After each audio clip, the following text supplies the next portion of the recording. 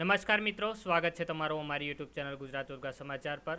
જે દોસ્તો નવા આવ્યા હોય તમારી ચેનલને જરૂરથી સબસ્ક્રાઇબ કરી લેજો। આજે આપણે આ વિડીયોમાં સરકારી ઉચ્ચતર માધ્યમિક અને નોન ગવર્મેન્ટ હાયર સેકન્ડરી સ્કૂલમાં શિક્ષણ સહાયકની ભરતીની જાહેરાત કરવામાં આવેલી છે, તેના વિશે જાણીશું। સૌપ્રથમ આપણે જગ્યાનું નામ અને કુલ જગ્યાની માહિતી મેળવીએ। પહેલું છે non government granted higher secondary સ્કૂલમાં શિક્ષણ સહાયક 4284 જગ્યા છે, જ્યારે સરકારી ઉચ્ચતર માધ્યમિક સ્કૂલમાં 1608 જગ્યા પર શિક્ષણ સહાયકની ભરતી આવેલી છે। એમ ટોટલ 4092 જગ્યા પર આ ભરતી આવેલી છે।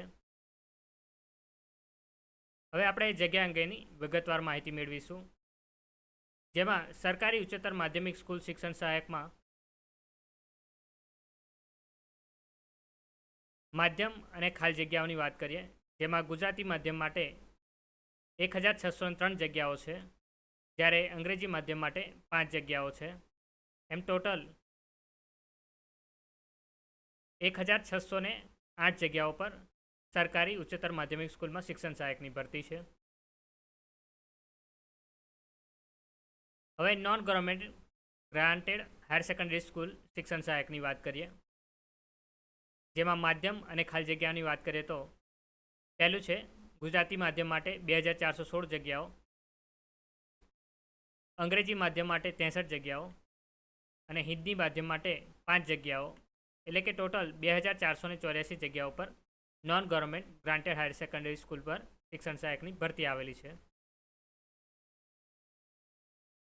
હવે શિક્ષણ સહાયક માટેના પગાર ધોરણની વાત કરીએ તો 39,600 રૂપિયા પર મંથ રહેશે, જેની શૈક્ષણિક લાયકાત ઉમેદવારે ટાટ એચએસ 2023 પરીક્ષામાં 60% કે તેથી વધુ ગુણ મેળવેલા હોવા જોઈએ તેવા ઉમેદવારો ઓનલાઈન અરજી કરી શકશે।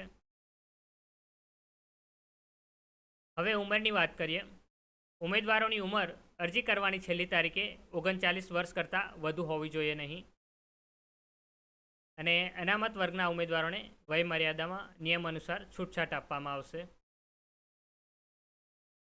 હવે અરજી કરવા માટેની સમય મર્યાદાની વિગત મેળવી લઈએ।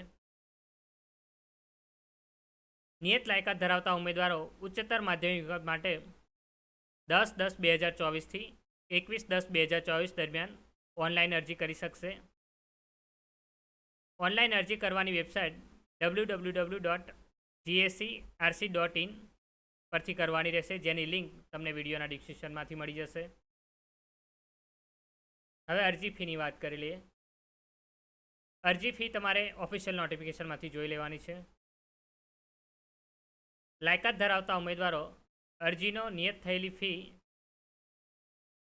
ઓનલાઈન માધ્યમથી ભરી શકશે, અને અરજી માત્ર ઓનલાઈન માધ્યમથી જ સ્વીકારવામાં આવશે। અન્ય વિગતો,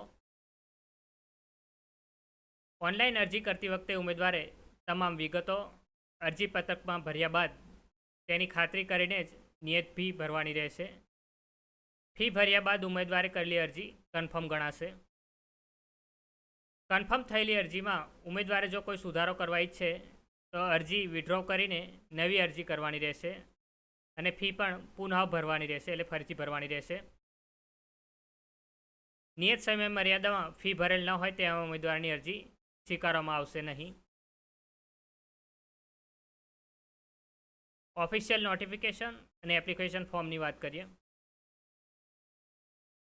ઓફિશિયલ નોટિફિકેશન અને એપ્લિકેશન ફોર્મ ભરવા માટેની લિંક તમને વિડીયોના ડિસ્ક્રિપ્શનમાંથી મળી જશે। વધુ માહિતી માટે અમારી ચેનલને લાઇક, શેર અને સબસ્ક્રાઈબ કરો। ધન્યવાદ।